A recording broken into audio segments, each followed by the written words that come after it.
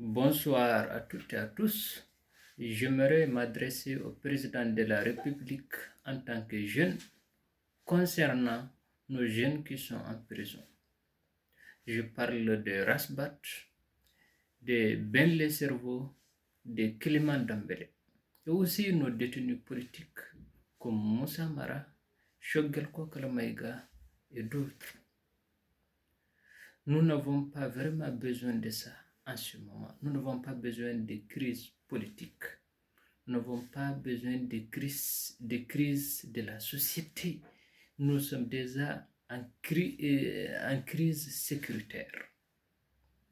Donc j'appelle le président à libérer ces jeunes-là parce que nous, la jeunesse malienne, nous avons aussi besoin de jeunes qui portent nos voix, qui quand il parle, le président entend, tout le monde entend. Aujourd'hui, quand nous regardons le Mali, en tant que jeunes, nous ne voyons pas ces jeunes-là capables de porter nos voix aussi loin, comme Rashbat l'a fait, comme Ben Le Cerveau le fait, comme Clément Dambélé le fait. Nous ne voyons pas ces jeunes capables de faire ça. Et aussi fermer ces jeunes qui ont passé tout leur temps à étudier et venir servir le pays. Le moment où ils sont importants, parce que le pays a investi sur eux. Le moment où ils sont importants, ils sont partis en prison. C'est aussi un gâchis pour le pays, Monsieur le Président. Nous avons vraiment besoin de leur libération. Comme vous aussi, vous êtes jeunes, vous comprenez ce que j'ai dit. Et aussi libérer nos hommes politiques. Et aussi leur laisser de faire leur travail. Faire de la politique, c'est leur travail. Ils ont été des jeunes, ils ont été des militants, ils ont travaillé dans beaucoup de postes au Mali jusqu'à arriver à faire de la politique.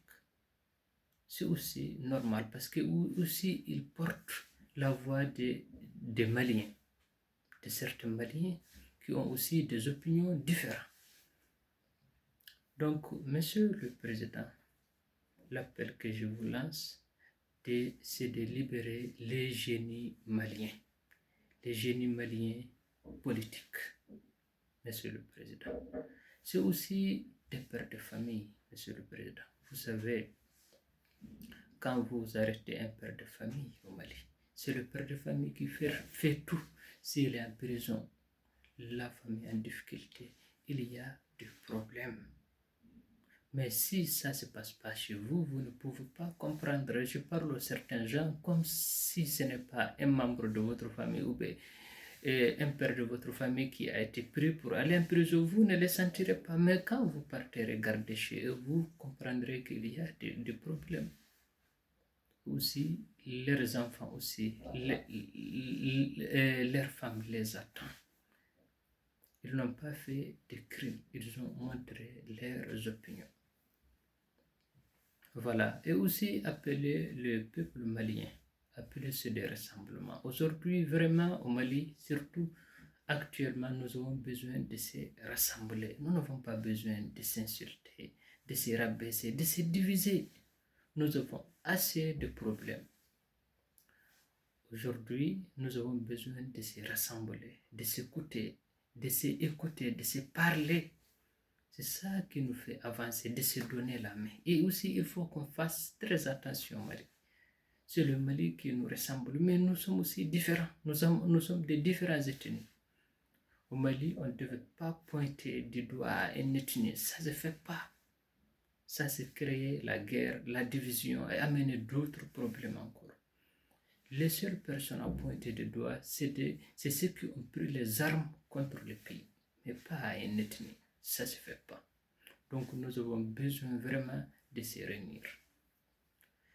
Et la seule personne aussi qui peut réunir le Malien, c'est le président de la République.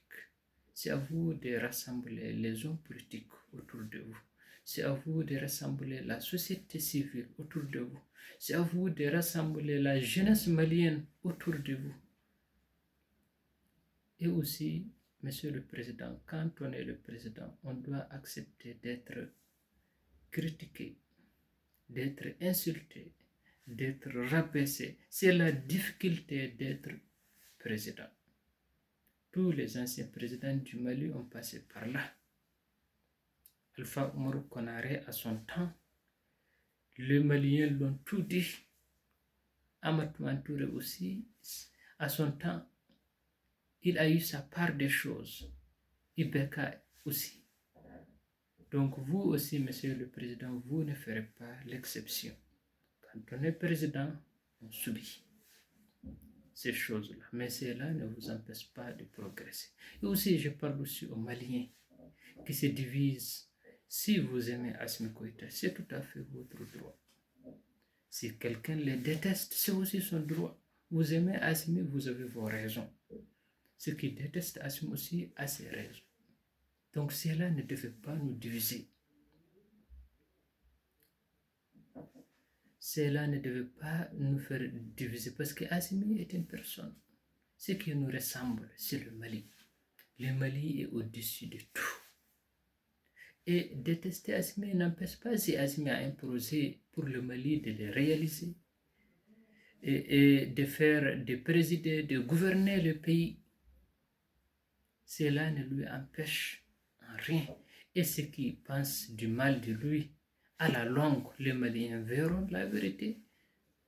Donc, vraiment, nous avons besoin de s'unir, de se rassembler et aussi de libérer les génies maliens, les jeunes maliens, les jeunes intellectuels maliens qui sont en train de moisir en prison, Monsieur le Président. Vraiment, il faut que vous fassiez quelque chose, que ces jeunes-là soient libérés et leur aussi donner des places dans le pays pour qu'ils vous aident à faire avancer le pays. Je vous remercie.